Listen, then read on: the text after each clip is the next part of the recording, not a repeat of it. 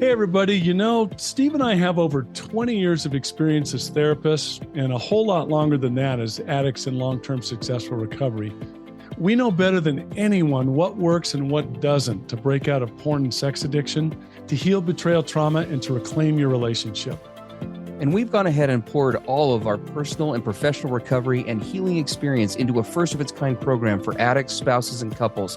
We call it Dare to Connect.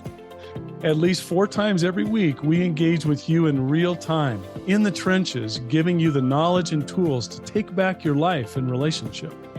Whatever else you guys have done on your journey for healing and recovery, we guarantee you have never done anything like this. We've made all the mistakes so you don't have to. Please don't reinvent the wheel. Guys, come on, let's get real. Tomorrow never really comes.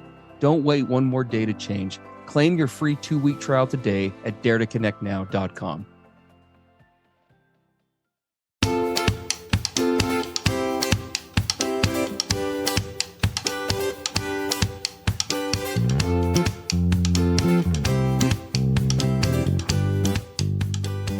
Hey everybody, I'm Steve Moore. And I'm Mark Castleman. We know the pain and heartbreak of porn and sex addiction. And we know the triumph of breaking completely free. Every day, we help our clients find hope and healing. Join us in the fight to take back your life, your marriage, and be stronger than ever. This is the PBSE Squared Podcast.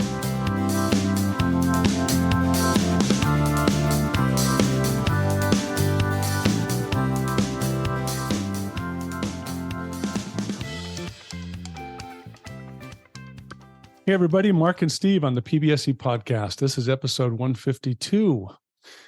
We don't often address issues with regards to kids and teens, but we had several PBSE listeners write into us with some specific situations, and I wanted to just paraphrase a couple of those. One was an individual who has gotten into his own recovery from pornography and sexual addiction. Mm-hmm. And he has kids, a 6-year-old, 4-year-old, and 2-year-old, and another one on the way. And kudos to him. He does not want to have repeated with his kids the same things that happened with him with regard to sexuality as he was growing up. He specifically says, I don't want to just have, quote, the talk with them. And he says, How can I interact with my kids as they grow up so that they grow up with healthy sexuality? Yeah. So he wants to be preventative rather than creating a culture that has a high possibility of producing addicts.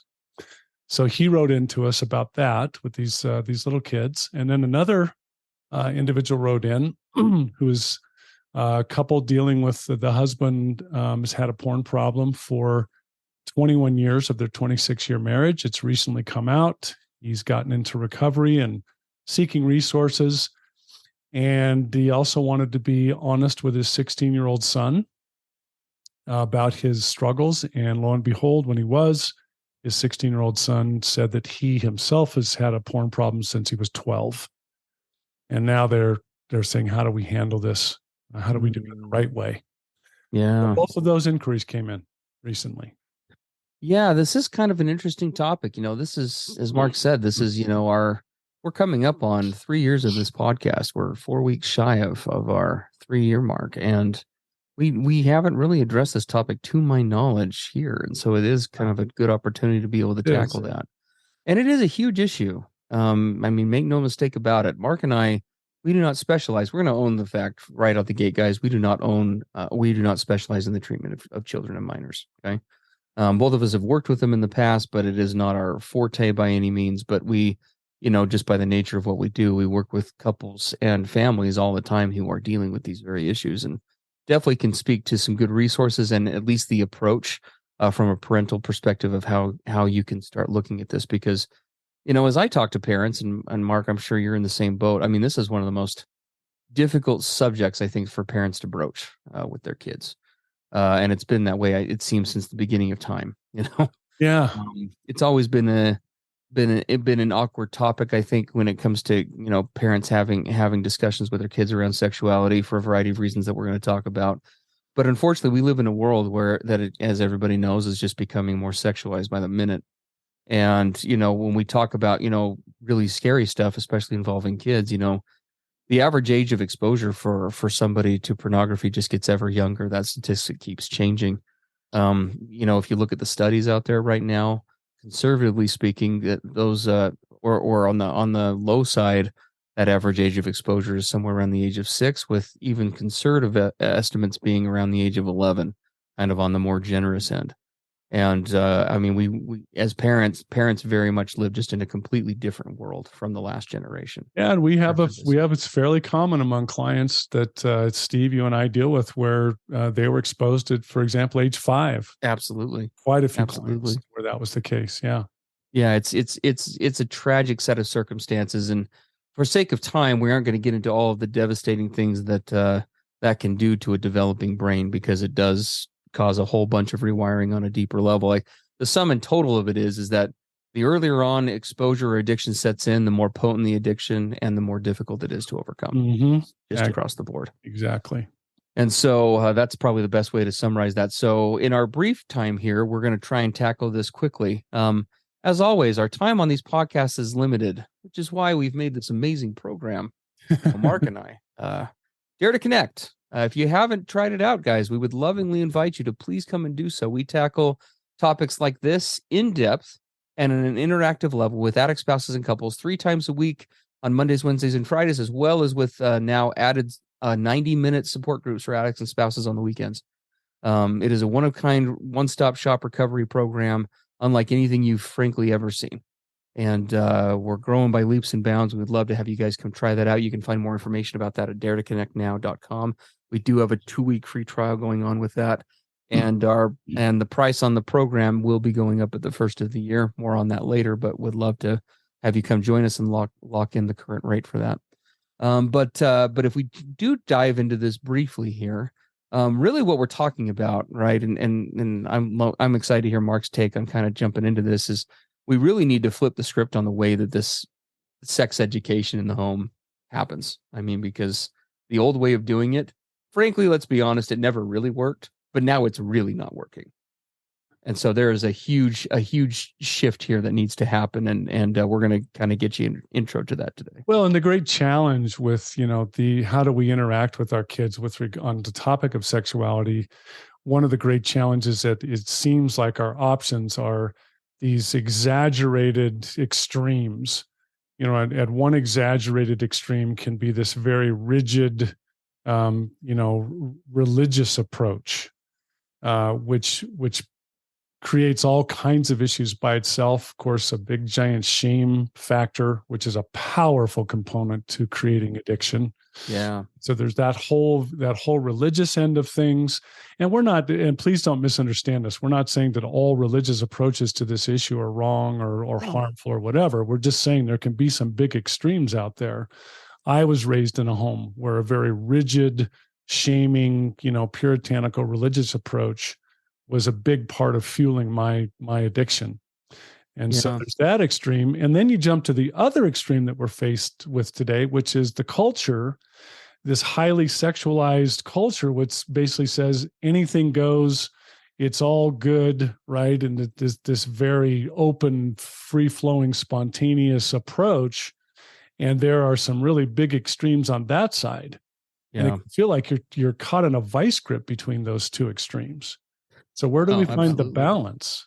Well, I agree. And when it comes to kids as well, one thing to mention as well is that in this, I'd echo this from my own childhood. Mark and I grew up in similar circumstances that way. Is growing up for me, there was a real, like, the only way I can put it is there was a real mystique around sex, right? There was just this real, it was kind of this forbidden fruit topic that was out there that nobody wanted to talk about. It was inherently secretive. And kids are naturally curious. Teens are naturally curious. Teens are wired to what? Push boundaries and find their own way in life. And kids and teens have a way of gravitating to the stuff that's the elusive, the secretive, the mysterious. And so we oftentimes in conservative cultures, without realizing it, we actually very much set the stage for the very problem that we're trying to avoid. And so when we say flipping the script on this whole process, the age, and the research is now showing this, the age of, talking about sex in back rooms and in very hushed tones, and it needs to change, right?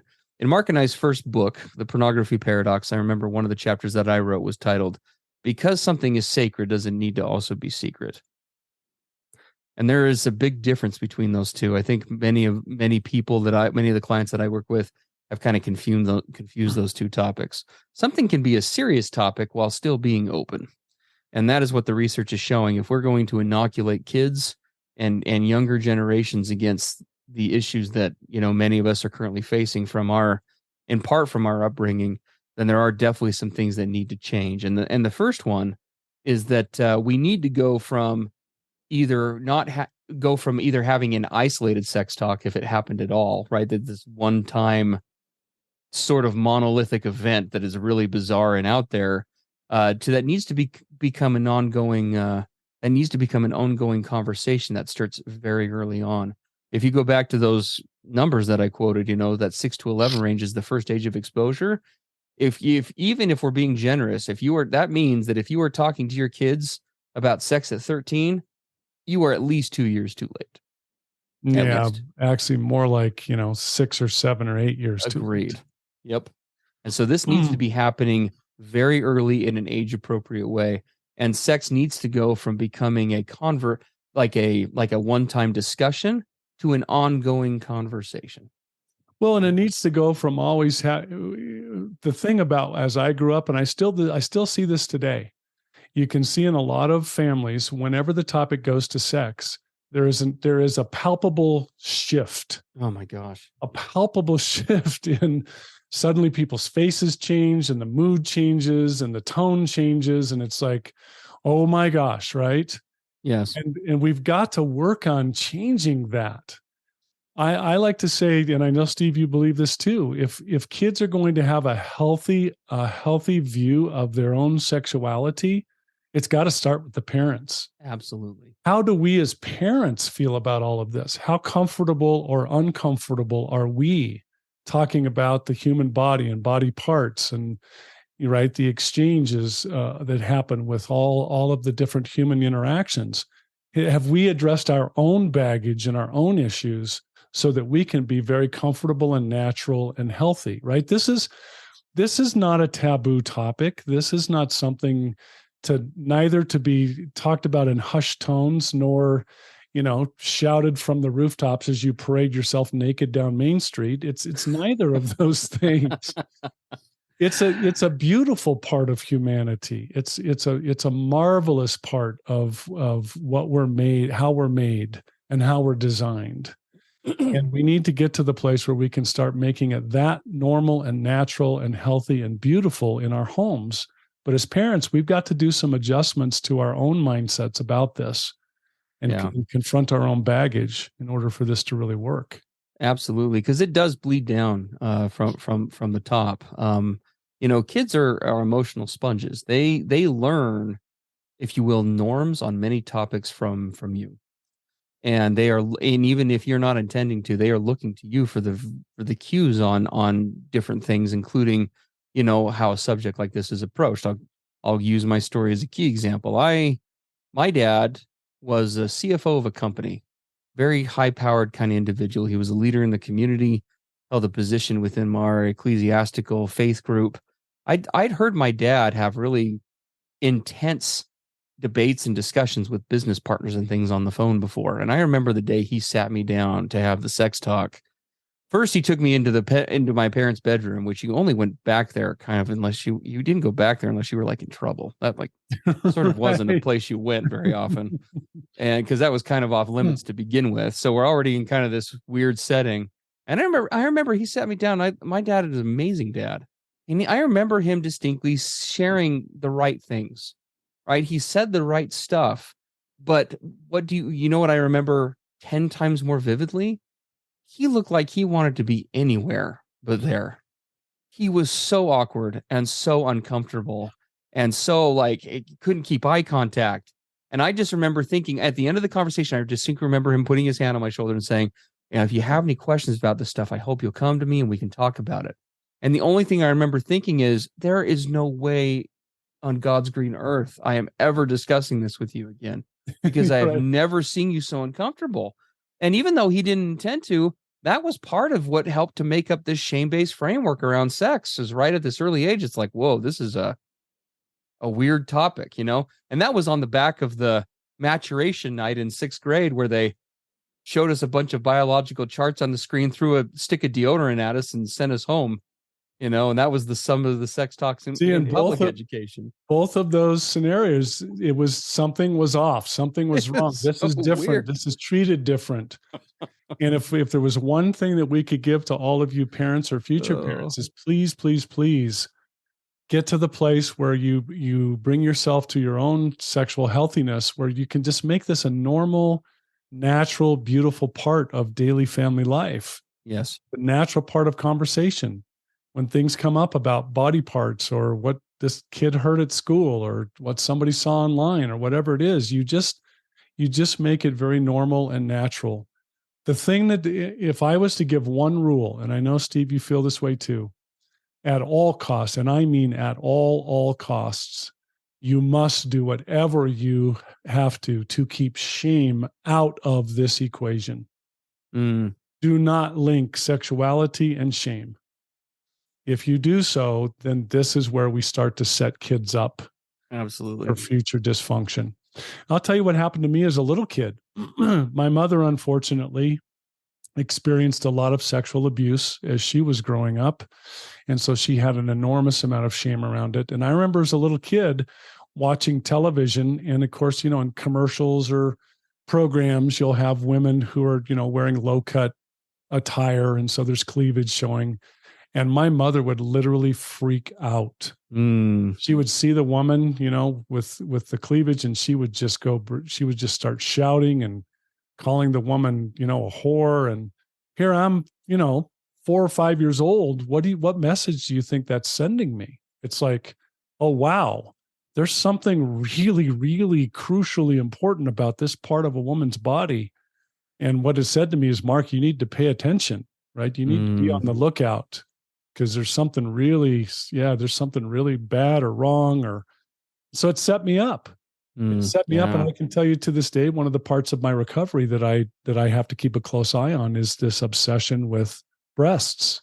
Just going to be Yeah. blunt about it. It started when I was 4 years old, and my mother's outrageous emotional reaction.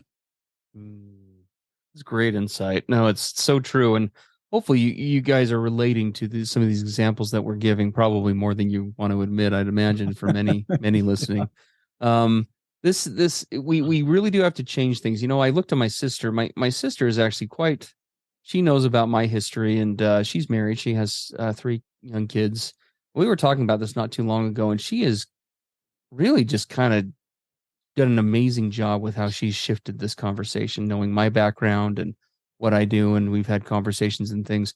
If their kids come to the dinner table and they bring up like a word that they heard at school, some sort of sexual term, whether it's crude or otherwise, her she and her husband will, in an appropriate way, they'll address it like right there, and they'll say, well, that actually means this. And it's not something we typically talk about in public, but we want you to know that this is what that term means. And if and we'd love to talk to you a little bit more about it, about when it's appropriate to use that or not or whatever, right? But it's just something that they address immediately. If I had ever gone to the dinner table and said, Mom, what does blank mean? My parents, no joke, they would have looked at each other, grabbed me by the arms, dragged me back to that same bedroom I told you about. And I would have gotten like a crazy stern talking to about, we don't ever discuss that kind of thing. And it Exactly. and it would have just reinforced that notion. But that's what the research is showing, is that the opposite of that, where we tackle that head on, like I said, like my sister does, where we age appropriately, we keep the conversation on the level, and we treat it like a topic that is applicable, and that it's not awkward. Sex is the most, when you think about it, is there a topic that is more universally applicable than sex? It's probably like one of the few topics that man, woman, whatever, it applies to everybody. But it's also hands down probably the most uncomfortable topic for everybody on the planet. It's like this weird dichotomy where we all have to deal with it in some way, but we're so awkward in discussing it. And And so the more you can send that message of like, look, this is normal, this is good, this is a healthy part of life, the more we can reduce that overall that overall culture that too many of us grew up with. Yep, and again, make it a shame-free daily Yes, dialogue, because you can't catch up on this stuff when your kid's 14 and in a crisis. totally. You can't make up for all of those years that the normal natural dialogue wasn't going on. You have two choices when it comes to this subject, parents, just being really straight. You can either teach your kids or the porn world will teach them for you. Yeah, the culture, their peers, the locker room, the playground, the Those are the internet. options, you Yeah, know. they're And going to be so, taught. yep, in one There's way or no the way other. around that. It's just who's going to be the primary influencer. Absolutely. And I know we got to wrap up here, but hopefully we're kind of giving some just initial shots into how to kind of maybe breach this gap or start to make that change or tweak it a bit in wherever you find yourself at. We do want to give you a couple of quick resources as well as we wrap up, because resources, admittedly speaking, when it comes to minors and teens, they are fairly far and few between They are. in this area, unfortunately. But we do have a couple that we want to give you. We rarely do the specifics like this, but we know that they're so few and far between. We're going to do that today on the program. The first one is an organization called Fight the New Drug. Some of you may have heard of it before. It is an organization that specializes in essentially taking the message about pornography, which they classify as the new drug, and rightfully so, and taking that message into communities, into schools. They do presentations all over the United States and maybe even elsewhere. I'm not sure about the topic. Do a very good job. There are tons of resources for parents and for teens in terms of video clips and really well done other resources and things on their website, and you can find that at fightthenewdrug.com. And then there is for the more younger kids and for opening up discussions about healthy sex. We're not saying this is the only resource out there, but this is the one that Mark and I guess you could say, vet as much as we're able to. There is a books. I want to call it a series. There's two books. I guess it's not quite a series, but the book is titled "Good Pictures, Bad Pictures," and there's a teen version and then a junior younger kid version, and they're the same book but done in an age appropriate way. The books are written by a woman named Kristen Jensen. You can find their stuff on Amazon, and they're a really good kind of introduction into walking both yourself as a parent, but also opening up that dialogue and that conversation with your kids about how to age appropriately start to tackle this tough topic. Yeah. So, Yep. yeah. And last of all, we had the PBSE listener whose 16-year-old son is caught up in this. Fight the New Drug is a great resource. And if you can, find I know it's not easy, but a experienced qualified child, teen therapist that specializes in this area is critical. Not just not just the run of the mill, counselor therapist, someone where this is their expertise. Yeah. So that'll be our last insight. Yeah, no, that's great. Guys, as always, we love and appreciate you sending in your questions to us. Please continue to do so.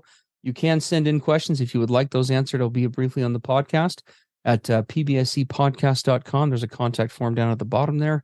And again, we would love if you like what you see on the podcast, if you enjoy these episodes, frankly, take that and multiply that by a factor of, I don't even know, 15, which is the amount of content we offer you week to week in the Dare to Connect program.